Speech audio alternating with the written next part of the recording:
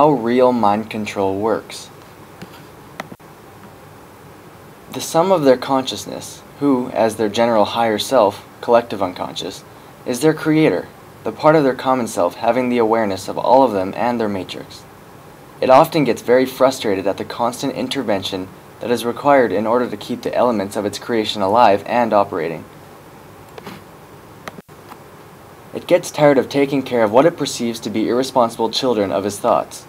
It often does not perceive any real evolution in their thought processes, no matter what technology they are given.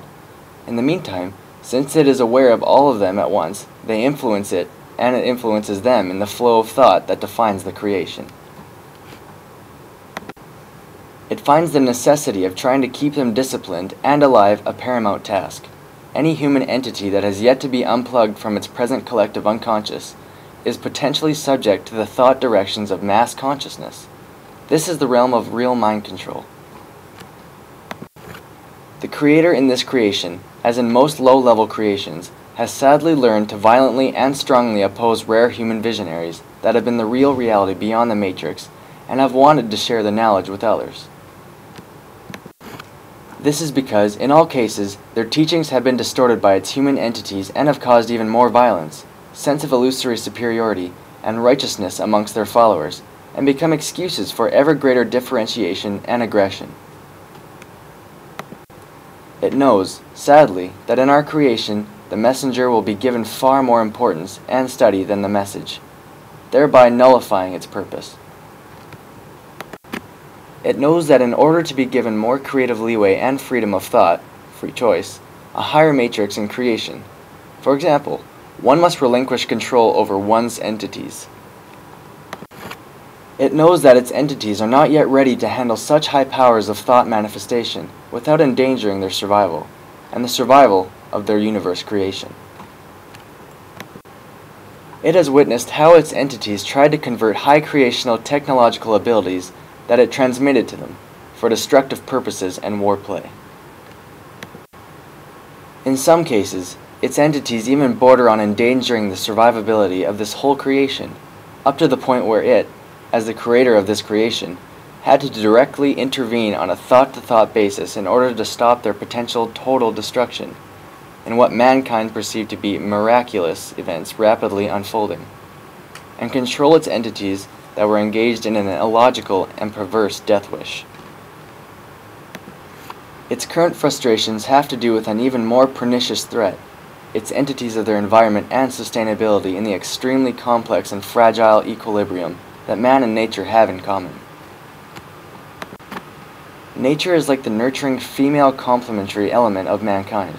This requires constant monitoring, intervention, and hope for a new matrix that will permit the reversal of the long-term damage that has already been inflicted upon the being that a creation represents.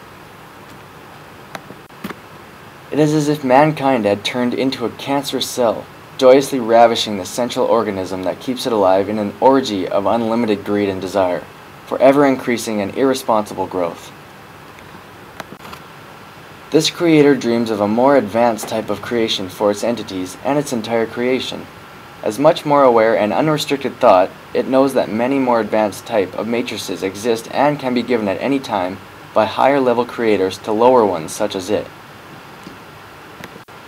However, it knows that because of the very low level ingrained behavior of its entities, the likelihood of this occurring soon is quite remote, unless a miracle happens.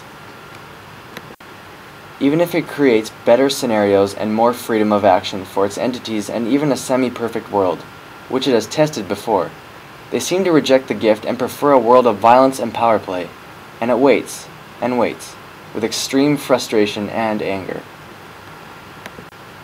This anger is directed both at its unaware entities for their primitive behavior, at the higher realms for refusing to give it more creative abilities. It is trying to keep a semblance of balance with very restrictive and dangerous natural laws of cause and effect that threaten the survival of its entire creation. I would like to share a revelation that I've had during my time here. It came to me as I tried to classify your species. I realized that you are not actually mammals.